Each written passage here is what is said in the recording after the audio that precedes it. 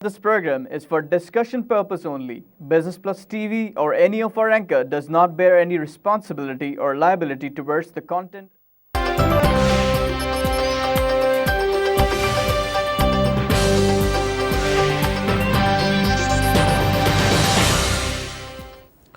This is Business Plus broadcasting live from Karachi, Pakistan. You're watching PSX Hotline. I'm your host Tariq Khan Javed. नाज़रीन, कल की तरह आज भी market काफ़ी गिरी है और जो फाइनल पोजीशन आई है वो ये है कि मैसिव अमाउंट ऑफ डिक्लाइन है. It is in line with what happened in US, what happened in Japan, what happened in Hong Kong, what happened in India. Japan में तो खैर 3 दिन में बहुत ज़्यादा गिरावट आ गई, उसकी और भी बड़े फैक्टर्स हैं. लेकिन जो कल US रिज़र्व की जो चेयरमैन है उन्होंने जो टेस्टिमनी दी उसमें कहा कि अमेरिका की इकॉनमी में उनको काफ़ी रिस्क नज़र आ रहा है. और जो पुरानी बहस थी कि क्या जो इंटरेस्ट रेट उन्होंने बढ़ाया था वो सही था या नहीं, बहुत सारे लोग इंक्लूडिंग मी, हमारा ख्याल था कि इतनी अमेरिका में अभी रोबस्टनेस नहीं है कि रेट इंटरेस्ट बढ़ाया जाए, लेकिन बढ़ा दिया गया था. अब वो कल उन्होंने जो बातें की हैं डामाडोल सी, तो उससे जो है मेरे ख्याल में प्रॉब्लम आ रही. साथ ही साथ तेल की कीमत जो है बेइंतहा गिर रही है और अब जो है $26 पे आ गया है. 26.56 लेटेस्ट फिगर हमारे पास है. साथ साथ गैस की कीमत जो है वो भी 2.09 हो गई है. ये सारे फैक्टर्स हैं जिसकी वजह से पूरी दुनिया की मार्केट गिरी है. अमेरिका की जो क्लोज़ है -100 की है डाउ की, और यूरोप में भी तमाम मार्केट्स डाउन. फुटसी में 152 का लॉस, डेक्स में 271 का लॉस, कैक में 159 का लॉस, आईबेक्स में 328 का लॉस. और एशियन मार्केट में सबसे ज़्यादा जो अभी कंसर्न है जापान का है, जहां आज भी 2.3% मार्केट गिरी है. और ये कल भी ऐसी गिरी थी और परसों तो 5+ पे गिरी थी. हैंगसेंग में भी 742 का लॉस है, 3.85. शंघाई में -18 है. और सेंसेक्स यानी कि बॉम्बे, जिसको हमें बहुत क्लोजली वॉच करना पड़ता है, वहाँ बहुत बड़ी गिरावट है 798 पॉइंट्स की, और वो 3.3% बनता है. सिंगापुर में भी 44 का लॉस और ये 1.7 बनता है. तो आज की मार्केट हमारी जब खुलते ही थोड़े से पहले तो ऊपर गई, ऊपर नीचे होती रही और 59+ देखा हमने, फिर 15+ देखा. उसके बाद हाफ पॉइंट के बाद अराउंड मेरे ख्याल में 130 गिरना जो शुरू हुई तो काफ़ी मैसिवली नीचे आई 351. और अब जो क्लोजिंग आई है वो आई है 324. इस तरह से 32,000 जिसको हमने बड़ा सेलिब्रेट किया था अभी रिसेंटली, वो अभी टूट गया. 31,820 का लेवल आ गया है 100 का. और 30 में 186 गिरने के बाद 18,588 का लेवल. ऑल शेयर में 227 का लॉस, 22,132. और शेयर्स में जो काम हुआ वो भी बहुत कम है, वॉल्यूम भी 113 है.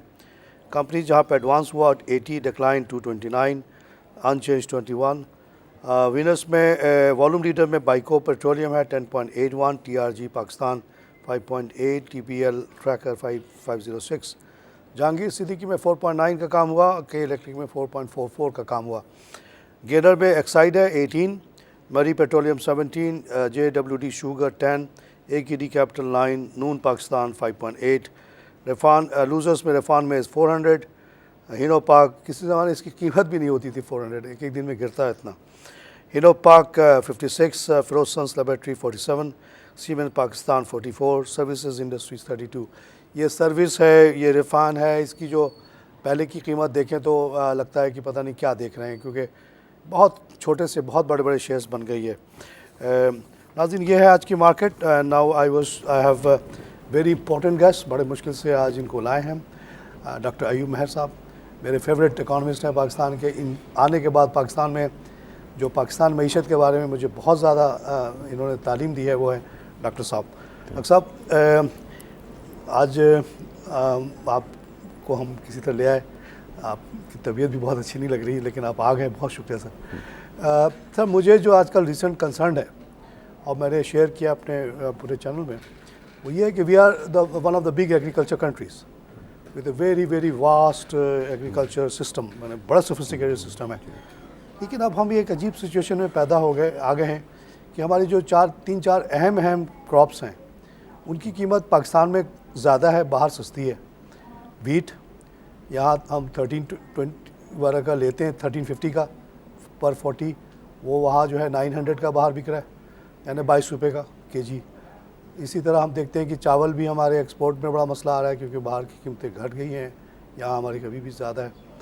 कॉटन 20% अगर आप इसके ऊपर वो ना रखें रेगुलेटरी ड्यूटी, तो यान तो आप एक्सपोर्ट ही नहीं कर सकते। अब वो 20% ड्यूटी लगाने से हमारी स्पिनिंग मिल तो बच गई, लेकिन डाउन द लाइन जितनी इंडस्ट्रीज उसका 20% कॉस्ट बढ़ गया है। इसीलिए हम देख रहे हैं कि 50% डिक्लाइन इन ऑर्डर्स, बड़ी सीरियस सिचुएशन है। शुगर 50 रुपये का शुगर बिकता था, हमने 13 रुपये का उस पर सब्सिडी दिया, 6.5 बिलियन का आउटले, और अब शुगर की कीमत जो है बढ़ते बढ़ते 62 हो गई है। यानी अगर इम्पोर्टेड शुगर आ जाए तो यहाँ के अभी की कीमत से बहुत कम। ये क्या हो रहा है? How we have lost the competitive edge in agriculture? देखिए, आपने बेशक मुख्तसर सी बात की, लेकिन बहुत बड़े और इम्पोर्टेंट क्वेश्चंस क्रिएट हुए हैं यहाँ पे। 2-3 बड़े इम्पोर्टेंट एरियाज़ हैं जिनकी तरफ आपने इंडिकेशन दे दी और मेरा ख्याल है उन्हें एड्रेस होना चाहिए। सबसे पहले तो एग्रीकल्चर मेनली, और दूसरी प्रोडक्ट भी जो बेस करती है एग्रीकल्चर प्रोडक्ट पर, क्योंकि एग्रीकल्चर से प्राइस मैकेनिज्म शुरू होता है जो आगे इंडस्ट्रियल प्रोडक्ट में ट्रांसफ़र होता जाता है। बेसिक तो एग्रीकल्चर प्रोडक्ट है। जैसे कि कॉटन अगर महंगा हो गया तो कपड़ा, तो आपका कपड़ा महंगा बिकेगा, भी यही है। और अगर बांग्लादेश सस्ता बेच रहा है किसी तरीके से तो आप नहीं कम्पीट कर सकते। अच्छा, अब ये प्राइजेस जो हैं वर्ल्ड वाइड एक फिनोमिना है कि वर्ल्ड वाइड कमोडिटीज़ के प्राइजेस में बड़ी तेज़ी से डिक्लाइन आया है, और वो डिक्लाइन अभी भी आ रहा है, फर्दर डिक्लाइन आ रहा है। आपने खुद इंडिकेशन दी कि पाकिस्तान में इवन एग्रीकल्चर आइटम्स की, फूड आइटम्स की प्राइजेस वर्ल्ड से अगर कंपेयर करें तो ज़्यादा हैं। उसके बावजूद आप एक चीज़ देखें कि गवर्नमेंट अपनी सक्सेस के तौर पर हमेशा इन्फ्लेशन का फिगर मेंशन करती है कि हम इन्फ्लेशन को कम कर दिया है। इन्फ्लेशन की कमी जो है इस वक्त एक वर्ल्ड वाइड ग्लोबल फिनोमेना है। पूरी दुनिया में इन्फ्लेशन कम हुआ है, पाकिस्तान में इतना कम नहीं हुआ। बाज़ जगह तो नेगेटिव भी हो गया सर, बाज़ जगह जहाँ पे नेगेटिव के सिचुएशन में आप कह रहे हैं कि कम हो जाना बड़ी बात है, डिफ्लेशन हो गया है। डिफ्लेशन हो गया, यानी वर्ल्ड वाइड फिनोमेना है कि इन्फ्लेशन बहुत कम हुआ है, कमोडिटीज़ के प्राइजेस बहुत कम हुई है। पाकिस्तान में जितनी कम हो सकती थी उतनी कम नहीं हुई हैं। उसकी वजह यह है कि हमारे यहाँ डिफरेंट डायरेक्ट इनडायरेक्ट टैक्सेस का भी बर्डन है। जितना गवर्नमेंट उसको पता नहीं क्यों, देखें आपके अपनी सक्सेस बता रही है कि गवर्नमेंट की पॉलिसीज़ की वजह से पाकिस्तान में इन्फ्लेशन कम हो गया, लेकिन अगर रियलिटी में देखा जाए तो जितना वर्ल्ड वाइड फिनोमेना इंडिकेट कर रहा है कम होना चाहिए था, पाकिस्तान में गवर्नमेंट की पॉलिसीज़ की वजह से उतना कम नहीं हुआ। हमारे यहाँ टैक्सेस बहुत ज़्यादा हमने लगाए हुए हैं, हमारे यहाँ प्राइजेस गैस पे, इलेक्ट्रिसिटी पे और ऑयल पे हमारे यहाँ अभी भी वर्ल्ड से प्राइजेस अभी भी ज़्यादा हैं। दूसरी चीज़ ये कि जब आप एग्रीकल्चर कंट्री का आपने रेफ़र किया कि जी पाकिस्तान एग्रीकल्चर बेस बहुत बड़ा है, बहुत मजबूत है, सोफिस्टिकेटेड है। देखिए, एग्रीकल्चर कंट्री होने का मतलब ये है कि आपकी जो जीडीपी है उसका बेसिक पार्ट जो है वो एग्रीकल्चर से आ रहा है डायरेक्टली, और जो इंडस्ट्री और सर्विसेज सेक्टर हैं उनका भी कुछ हिस्सा इनडायरेक्टली एग्रीकल्चर पे बेस कर रहा है। इकॉनमी इसलिए एग्रीकल्चर बेस है। कुछ इकॉनमी इंडस्ट्रियलाइज होती हैं, लेकिन एग्रीकल्चर बेस होने से ये हरगिज़ नहीं हम कह सकते कि वहाँ एग्रीकल्चर जो है बेहतर होगी या उसकी प्राइजेस कम होगी। आखिर तक आप देखें 89 तक सोवियत यूनियन एग्रीकल्चर इकॉनमी समझी जाती थी और अमेरिका इंडस्ट्रियलाइज्ड इकॉनमी थी, लेकिन एग्रीकल्चर प्रोडक्ट की प्राइजेस अमेरिका में कम थी और सोवियत यूनियन में हमेशा एग्रीकल्चर चीज़ प्राइजेस जो थी वो भी ज़्यादा रही। उसके कोलैप्स होने का बेसिकली लोगों को जो फूड स्टफ आइटम है वो या तो अवेलेबल ही नहीं थे या हायर प्राइजेस पे अवेलेबल थे as compare to USA. USA agriculture country नहीं था। कोलैप्स की एक वजह ये थी, वन ऑफ द रीज़न कि वहाँ लोगों को कमोडिटीज़ जो डेली यूज़ की चीज़ें हैं वो बहुत महंगी मिल रही थी, बहुत अरसे तक उनकी शॉर्टेज रही है, अवेलेबल ही नहीं हो रही थी। हालांकि एग्रीकल्चर कंट्री था, लेकिन एग्रीकल्चर कंट्रीज़ में बहुत सारे फ्रूट्स अवेलेबल नहीं होते थे जो दूसरी कंट्रीज़ में अवेलेबल थे। बेसिक प्राइमरी गुड्स अवेलेबल नहीं थी। तो एग्रीकल्चर होने से कोई डायरेक्ट हम इन्फर नहीं कर सकते, कंक्लूड नहीं कर सकते कि प्राइजेज़ कम होंगी। तीसरा जो आपने इंडिकेशन दी कि बाज़ कमोडिटीज़ ऐसी हैं जिसमें गवर्नमेंट का आपके यहाँ सब्सिडी का कोई मेकेनिज़म नहीं है। फर्टिलाइज़र तो बुनियादी चीज़ है ना। जब हम बात करते हैं, आपने कहा कि जो डाउन स्ट्रीम इंडस्ट्री है टेक्सटाइल की, उसमें उसकी कॉस्ट कम होनी चाहिए, शर्ट्स की कॉस्ट कम हो, वीविंग की कॉस्ट कम हो। उसकी कॉस्ट कम होने का बिल्कुल ताल्लुक है स्पिनिंग से। अगर स्पिनिंग महंगी हो रही है तो उनको भी वो चीज़ महंगी मिल रही होगी, और स्पिनिंग की वीविंग महंगे होने का सबब इसलिए कि कॉटन आपके यहाँ जो प्राइजेस है कॉटन की, एक तो कॉटन की प्रोडक्शन भी इस साल कम हुई है। दूसरे आपके प्राइजेज वर्ल्ड से ज़्यादा हैं। दूसरी कंट्रीज़ में कॉटन में और बुनियादी जो चीज़ें हैं एग्रीकल्चर की, उसमें बहुत अच्छा एक डेवलप मैकेनिज़्म होता है सब्सिडीज़ का। और इंडिया ने एक मौके पर 2 साल पहले WTO की मीटिंग में ये स्टांस लिया था कि अगर WTO का मैकेनिज़्म हमें सब्सिडी अलाउ नहीं करेगा एग्रीकल्चर प्रोडक्ट पे, तो हमारे पास ऑप्शन होगा, हम बेहतर ऑप्शन ये अडॉप्ट करेंगे कि हम WTO से क्विट कर जाएंगे। ये उन्होंने मीटिंग में ये स्टैंड अपना शो किया था। आज मेरे पास स्टैटिस्टिक्स हैं द इकोनॉमिस्ट के। अमेरिका का जो बजट है, फेडरल बजट, उसका 60% सब्सिडीज़ में जाता है और वो मेनली एग्रीकल्चर सब्सिडीज़ हैं। 60% ऑफ द बजट, 60%।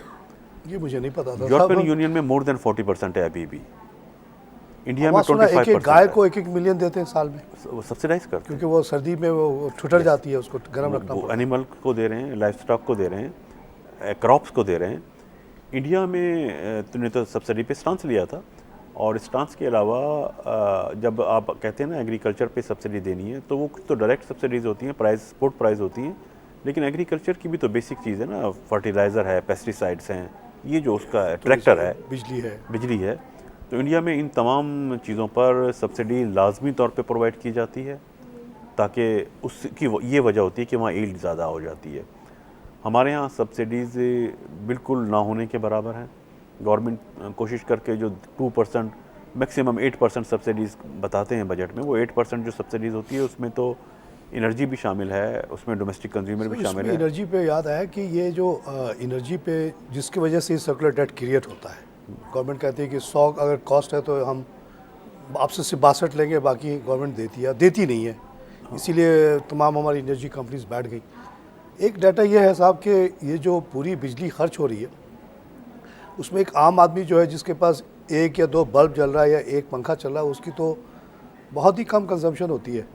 कहते हैं टोटल कंजम्पशन का एक बहुत बड़ा हिस्सा तो बड़े बड़े घरों में इस्तेमाल हो रहा है, AC पे ज़्यादा इस्तेमाल हो रहा है। एक जगह तो एक साहब ने लिखा कि 70% तो AC पे कंज्यूम होता है, which also looks too much, but जाहिर है कि एक AC जितना खाता है पूरे एक आम घर का बल्ब नहीं खा सकता।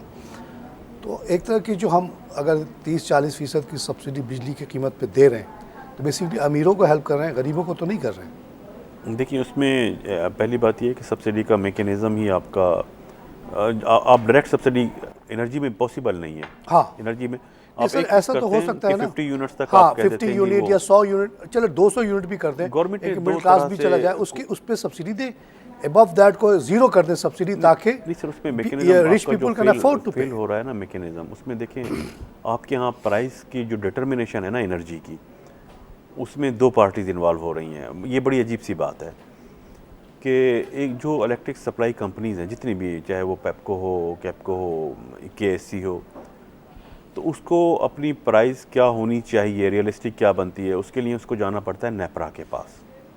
नेपरा का सिर्फ इतना रोल होता है, वो उसकी कॉस्ट देखता है, रीज़नेबल प्रॉफिट ऐड करता है और बताता है मार्केट में ये प्राइस होनी चाहिए।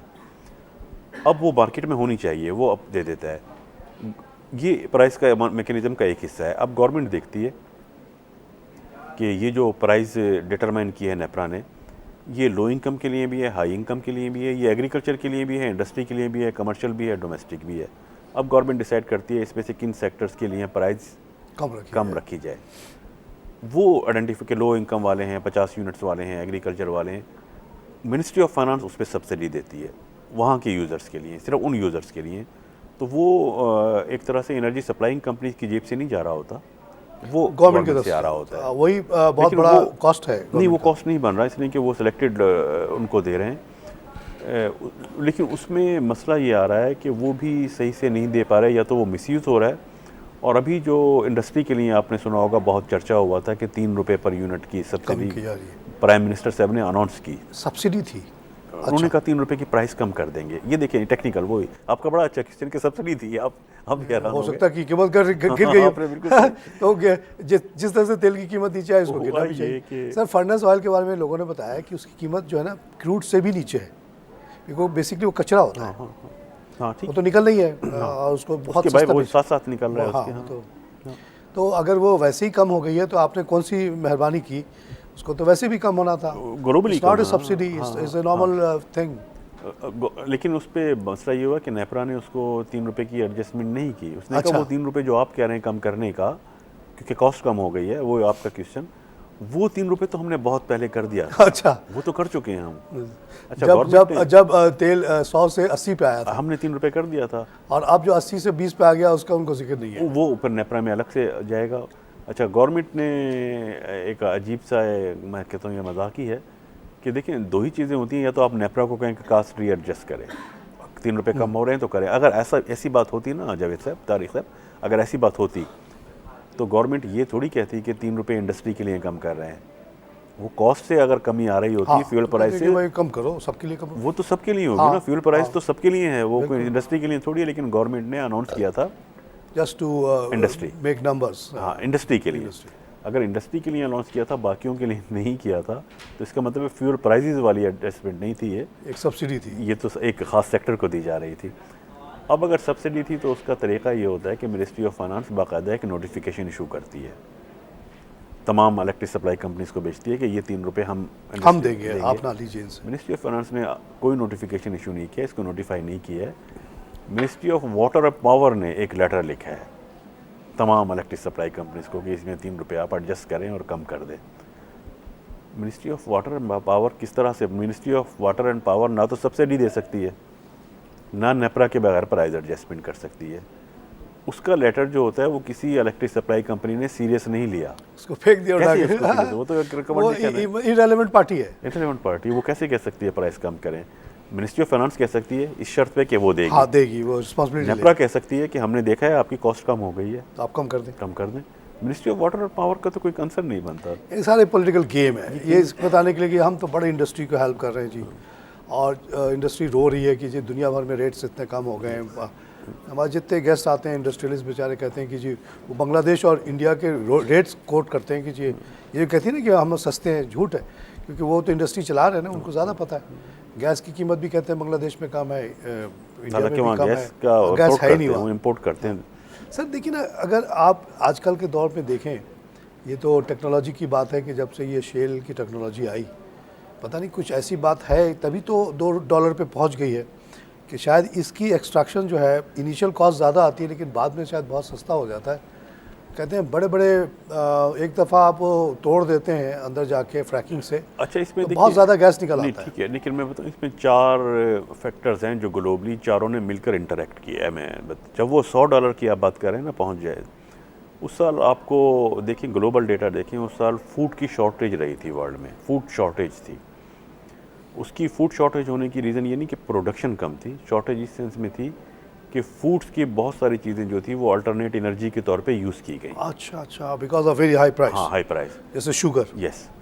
तो वो फूड के को जब आपने यूज़ कर रहे थे तो फूड की शॉर्टेज हो रही थी। उसके लिए फिर आपने ये किया कि दरमियान में एक पीरियड आया जब फ्यूल का कम किया।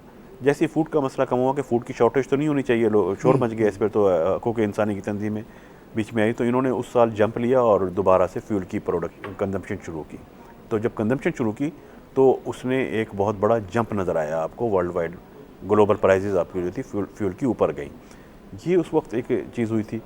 दूसरा, फिर जब नीचे आनी शुरू हुई तो दोबारा फूड का मसला ख़त्म हो गया, दोबारा अल्टरनेट एनर्जी पे लोग आ गए, फ्यूल की ज़रूरत कम पड़ गई। फिर आपने जैसे बताया नई टेक्नोलॉजी आई और एक्सप्लोरिंग ज़्यादा हुई, 2 चीज़ें ये हो गई। तीसरा, उस वक्त ये हुआ कि फूड के नए आपको रिजर्वायर्स जो थे वो उसकी डिस्कवरी चल रही थी, और ये जो जितनी भी गाड़ियाँ बन रही हैं या इंस्ट्रूमेंट बन रहे हैं, इक्विपमेंट बन रहे हैं, ये एनर्जी कंजर्वेट टाइप के बन रहे थे। हाँ, अब जो ज़्यादा गाड़ियाँ आ रही हैं वो कम फ्यूल यूज़ कर रही हैं, इलेक्ट्रॉनिक फ्यूल इंजेक्शन, ये सब कुछ चल रहा था। और मीनवाइल जब आपकी प्राइसेस $30 हो गई थी पर बैरल वर्ल्ड में, जब डिक्लाइन तेज़ी से जा रहा था, उसी वक्त ईरान पर आपने पाबंदी देखा कि हटा ली गई और ईरान को सप्लाई मार्केट में आ गया। ईरान उस वक्त भी मार्केट से क्विट करने से पहले भी वो सेकंड लार्जेस्ट सप्लायर तो था मार्केट में पहले भी। अच्छा, आफ्टर सऊदीया? आफ्टर सऊदीया। अच्छा, मुझे एक ज़माने में वो सेकंड रहा है। तो अच्छा, अभी सर ये खबर आई कि उसने यूरोप जब से सैंक्शन खत्म हुआ 3 लाख बैरल तो उसने बेचना शुरू कर दिया। साथ ही साथ एक और खबर आई और उसके हम लोग भी प्रीवी हैं। अच्छा, उसकी 1 बिलियन की कैपेसिटी है, 1.5 लाख तो बेच रहे हैं, लेकिन 1 मिलियन की उसकी कैपेसिटी है वो अभी। हाँ, तो एक और खबर साथ साथ आई, वो हम लोग जानते हैं उसके बारे में कि नेबरिंग कंट्री इराक़ के ज़रिए से वो ऑलरेडी एक्सपोर्ट करता रहा है। अगर आप इराक़ में पहुंचा दें, वहाँ से जा रहा है तो हु विल नो कि दिस ओरिजिनली ईरानी तेल या इराकी तेल। अच्छा, पाकिस्तान में भी आप देखते हैं कि यहाँ भी ईरानी तेल आता है। जी। अब कितने तादाद पे आता है इसकी कोई क्वान्टिफिकेशन इसलिए नहीं है कि ऑफिशियल नहीं होता ये, लेकिन वी नो कि कराची में कम से कम 100 कंटेनर वो ठीक है। वो देखिए वो आ रहा था, अगर उसका इस तरह से आ भी रहा हो, लेकिन ओपन नहीं था। तो जब कोई चीज़ हिडन सोर्सेज से आ रही हो और ओपन सोर्सेज से आ रही हो तो सप्लाई में फ़र्क हो पड़ता है। जब ओपन सोर्सेज से आ रही होगी तो वो जंप तो नजर आएगा। नहीं, मैंने कहने का मतलब ये कि जब सो कॉल्ड सैंक्शन भी था तो 1-2 लाख बैरल तो फिर भी वो बेच रहा था इनडायरेक्टली किसी सूरत से। अब 3 लाख उसने यूरोप को अभी बेच दिया। अब और जैसे आप कह रहे हैं कि 1000 की उसके पास कैपेसिटी है, मिलियन की। अब बहुत जल्द आप सुनेंगे कि जापान को इतना बेच दिया, इंडिया को इतना बेच दिया खुलेआम। पहले भी इंडिया को बेच रहा था छुपा के, कुछ बार्टर ट्रेड वगैरह कर रहा था। तो ये तेल की कीमत तो अब मुझे नहीं लगता, और इन्होंने भी कह दिया। सर ये एक बात मैं कहूँ, आप तो बड़े सीरियस इकोनॉमिस्ट हैं और बड़े इदारों को रिप्रेजेंट करते हैं, मैं थोड़ा सा कॉमन मैन की बात करता हूँ। अल्लाह ने मुझे मौका भी दिया बोलने का। तो मैंने अपने लिंक्डइन के आर्टिकल में ये लिखा, क्या ये मेरे लिए नाजायज़ बात होगा कि मैं डिमांड करूँ कि मुझे 22 रुपये पे गंदम मंगाने दो, उसको मैं पीस के अपने गरीबों को 25 रुपये में बेचूँ? तो क्या ये मैं इससे क्या अनपेट्रियोटिक हो जाऊँगा, क्या मैं गद्दार हो जाऊँगा, या मैं आवाम का चैम्पियन बन जाऊँगा? जावेद साहब, जो WTO फ्री ट्रेड रजीम जिसमें हम आज रह रहे हैं, और जब WTO की फॉर्मेशन हुई थी तो आज दुनिया के अक्सर ममालिक जो हैं WTO के मेंबर हैं, तकरीबन सभी बड़े ममालिक उसके मेंबर हैं।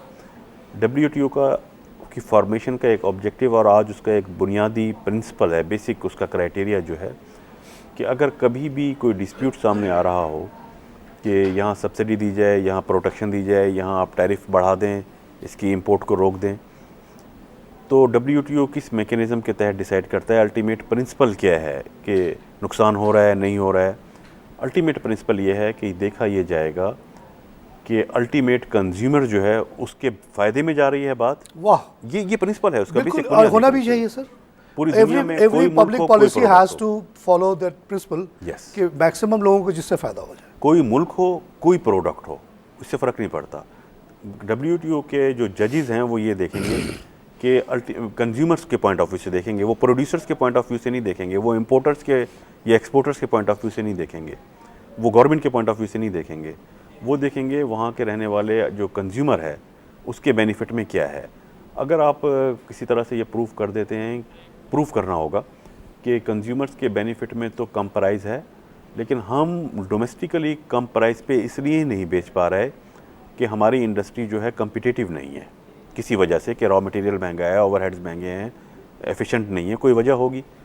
तो उस सूरत में फिर आपको ये प्रूव करना होगा कि वो जो आप अभी इनएफिशिएंट या अनकम्पिटिटिव हैं वो कुछ आर्जी रुकावटें आ गई हैं, ये प्रूफ करना होगा। ठीक हो जाए तो उस आर्जी रुकावटों के लिए आपको 6 माह का टाइम मिलता है कि आप उसको प्रोटेक्ट करने के लिए रेगुलेटरी ड्यूटी लगा दें लिमिटेड टाइम के लिए। अच्छा, नॉट फॉर एवर। ना डॉक्टर साहब, यहाँ पे थोड़ी सी ब्रेक लेनी है। नाज़रीन, डॉक्टर साहब से बहुत ही कुछ सीखने को मिलता है हमेशा, और अभी जो ये WTA के हवाले से कह रहे हैं, तो अगर मैं आज केस लेके चला जाऊँ उनके पास तो शायद मैं जीत जाऊँगा। इसी तरह चीनी के लिए भी मैं आपके लिए अगर लड़ूँ कि 50 रुपये का चीनी मुझे बेचना है और ये एक्सपोर्ट बंद करो 13 रुपये सब्सिडी के साथ, तो शायद वहाँ भी मुझे कामयाबी हो जाए, क्योंकि it is in the interest of the general public, a lot of people. नाज़रीन, यहाँ पे हम ब्रेक के बाद फिर हाजिर होते हैं, इसी टॉपिक पे हम कंटिन्यू करेंगे।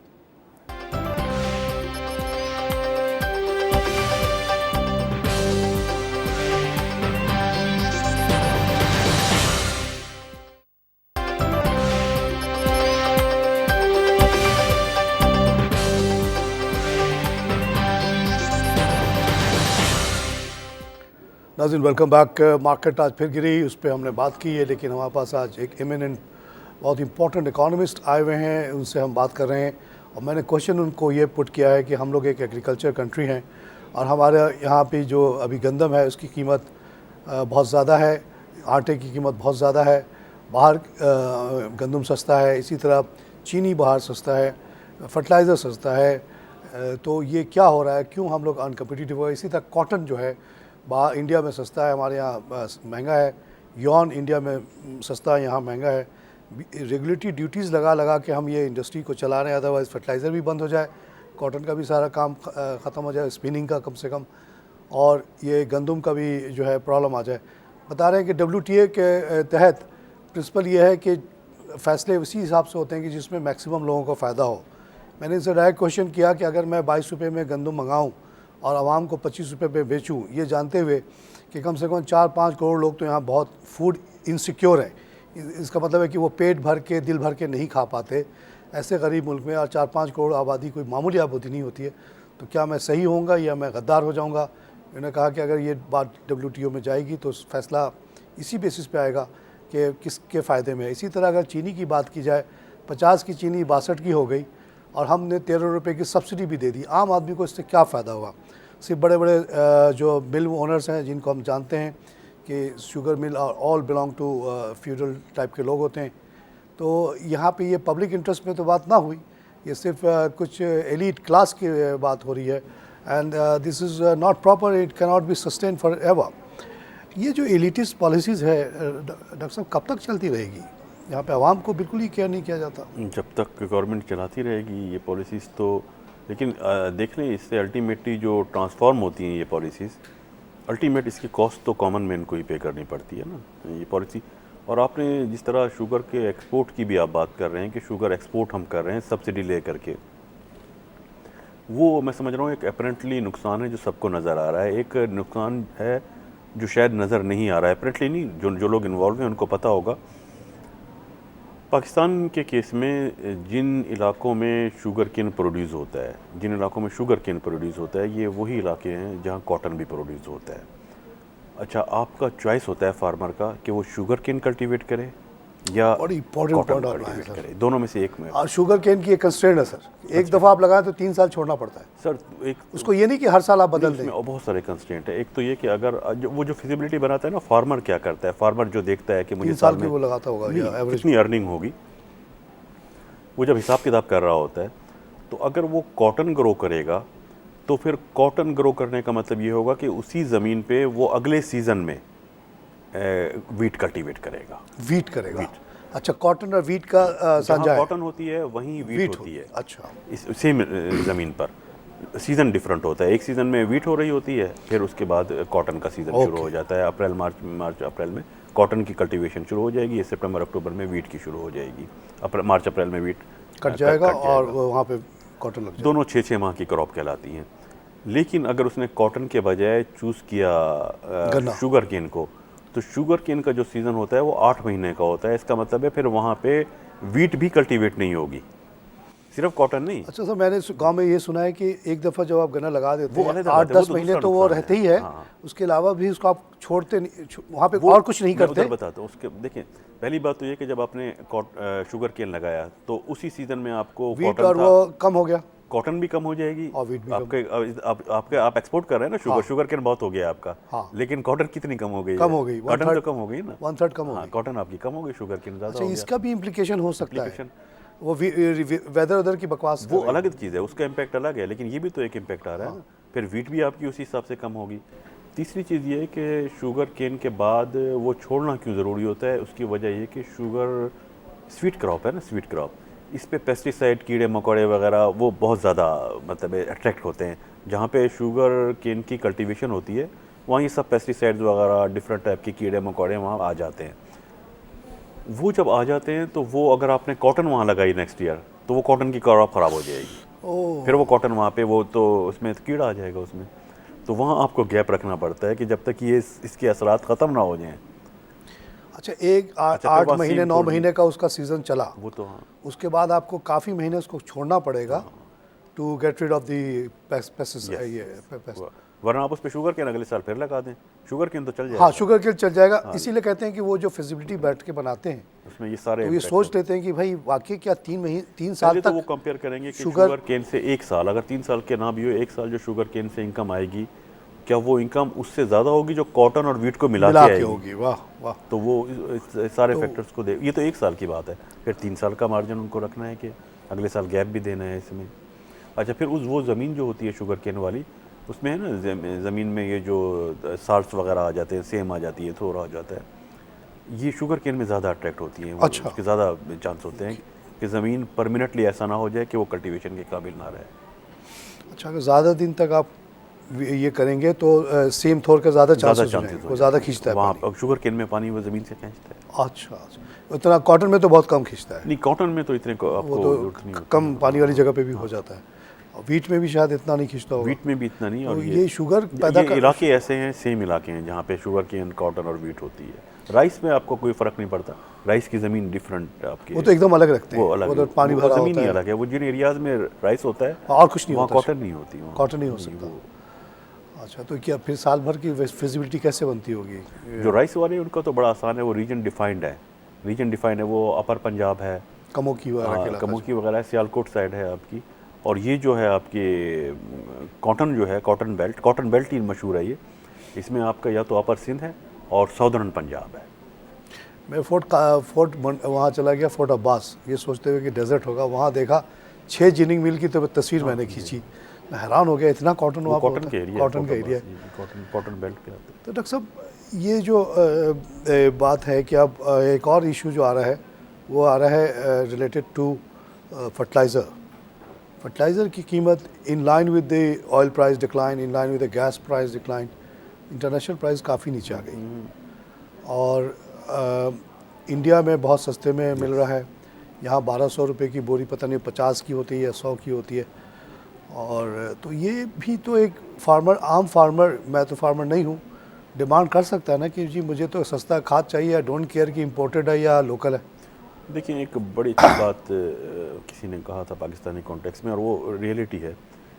इंडिया कभी कंप्रोमाइज़ नहीं करता एग्रीकल्चर सब्सिडीज़ के मामले पे, वो लाजमी देते हैं, चाहे भले WTA से कुछ भी रिश्ता टूट जाए, दे डोंट केयर। वो उसके मसला उनका इतना क्लॉड है कि उनको छोड़ता भी नहीं। उनको एग्रीकल्चर पे वो सब्सिडीज़ सिर्फ फर्टिलाइज़र पे नहीं, पेस्टिसाइड पे नहीं, ट्रैक्टर, एनर्जी, हर चीज़ जो है एग्रीकल्चर। इसी में सर याद है, आज गाड़ी के सेल की बड़ी अच्छी फिगर आई, साथ ही साथ negative decline in tractor sale. वजह ये कि पंजाब गवर्नमेंट ने कहा जी हम कोई सब्सिडी नहीं देंगे, सिंध इज़ अनडिसाइडेड।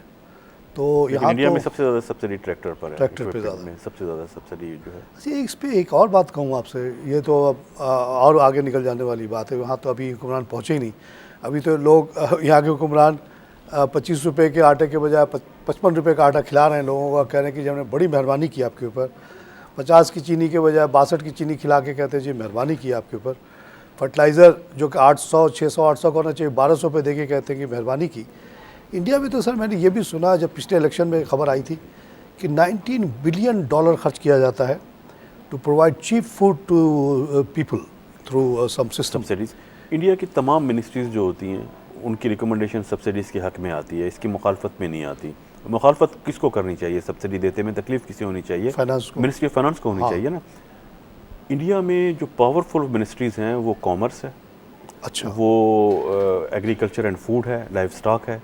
ये पावरफुल मिनिस्ट्रीज समझी जाती हैं, ये डिसीजन करती हैं और मिनिस्ट्री ऑफ फाइनेंस इनको फॉलो करती है।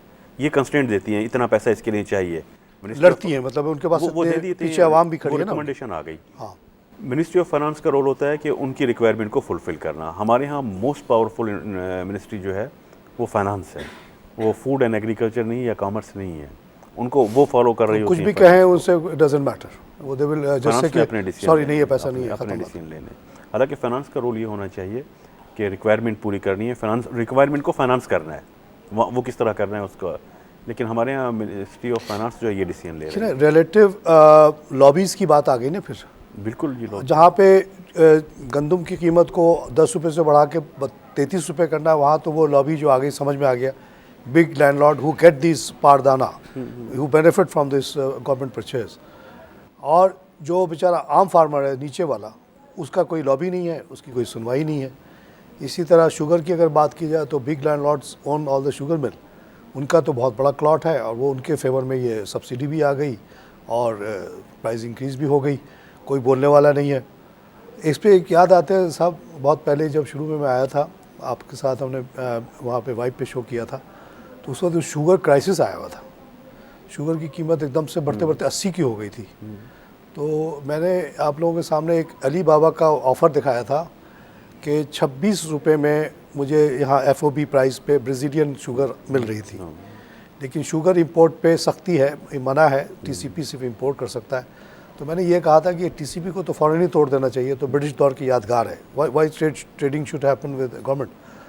दूसरी ये कि अगर ये पाबंदी ना होती तो मैं 26 का मंगाता, 30 रुपये का चीनी बेच देता। तो इनका जो कार्टेल है जो 80 रुपये तक ले गया था वो टूट जाता। लेकिन इन्होंने through TCP, through other mechanism अपनी जो है ना प्रॉफिट ही कमाते हैं। कॉस्ट ऑफ द में आपने टीसीपी के तोड़ने की बात में एक चीज़ की तरफ इंडिकेशन दी कि ये ब्रिटिश दौर की यादगार है, इस तरह के अदारे। ब्रिटिश दौर की यादगार की जो अच्छी चीज़ें हैं हमें, मेरा ख्याल है वो तो मेंटेन रखनी थी, जो हमने नहीं रखी। मैं पॉलिसी पर आपने बड़े अच्छी बात की थी कि ये जो लॉबी है, पावरफुल लॉबी, ये अपनी बेनिफिट के लिए प्राइजेस डिटरमिन करा लेती है। वो कैसे कराती है कि उस पावरफुल लॉबी के जो लोग होते हैं वही तो पॉलिसी बनाने वाले होते हैं, वही तो असेंबलीज में होते हैं, वो खुद ही बना रहे होते हैं ना, उनके वेस्टेड इंटरेस्ट होते हैं। आपको याद है बेसिकली जो ब्रिटिश दौर में सेनेट होती थी, इंडियन सेनेट होती थी, उस सेनेट के जो मेंबर्स होते थे वो सूबाई या कौमी असम्बली के नुमाइंदे नहीं लाया करते थे।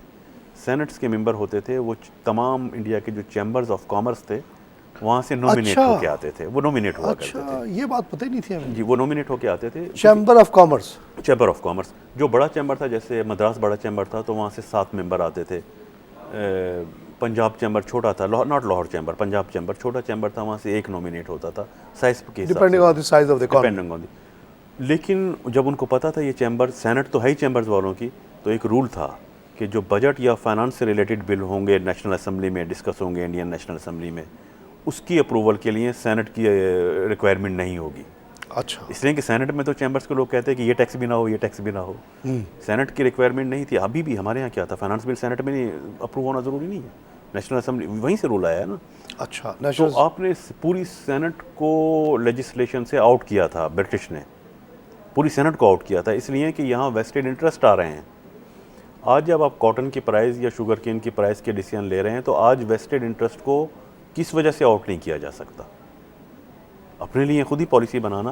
आपने स्टॉक एक्सचेंज की डिम्यूचुअलाइजेशन की क्यों बात की थी?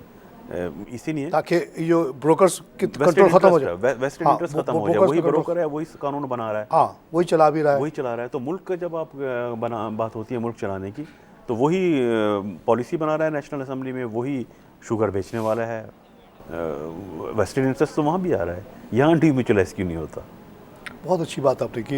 ये चैम्बर्स की जो आपने बात की मुझे पता नहीं थी, एक्सीलेंट आइडिया कि चैम्बर्स जो रिप्रेजेंटेटिव होंगे वो टोटल इंटरेस्ट को, सेनेट को आप वो जो नीचे से चीज़ आई उसको कंट्रोल थोड़ा बहुत कर लें। डॉक्टर साहब, प्रोग्राम का वक्त ख़त्म हो गया, बात तो आपके साथ कभी ख़त्म नहीं होगी इंशाल्लाह। फिर अब जब मौका मिले ज़रूर आइएगा, इसी और चीज़ों पे हम बात करेंगे। नाज़रीन, ये आज हमने 3-4 चीज़ों पे बड़ी सीरियस डिस्कशन की है। डॉक्टर साहब ने जो मुझे इनपुट बहुत बड़ा दिया वो ये कि WTO को अगर इन्वॉल्व कर लिया जाए इन 3-4 चीज़ों में तो डिसीजन आवाम के फेवर में आएगा, ना कि इसके। दूसरी बात जो इन्होंने इंडियन सिस्टम की बताई ब्रिटिश दौर की कि तमाम चैम्बर ऑफ कॉमर्स जो है सेनेट को डिटरमाइन करते थे, इस तरह की सोच फिर से आनी चाहिए। एटलीस्ट अगर पूरे नहीं तो आधे कम से कम असम्बली में लोग वो हों जो मुख्तलिफ चैम्बर से नॉमिनेट हों, ताकि ओवरऑल बिज़नेस इंटरेस्ट को किसी तरह से देखा जाए ओवरऑल को। तो अभी जो एक सर्टेन लॉबी अपने अपने फ़ायदे के काम कर रही है, चाहे वो शुगर लॉबी हो, चाहे वीट लॉबी हो या कॉटन लॉबी हो, उनका ज़ोर तोड़ा जा सके। इसी के साथ प्रोग्राम ख़त्म करूँगा। खुदा हाफ़िज़।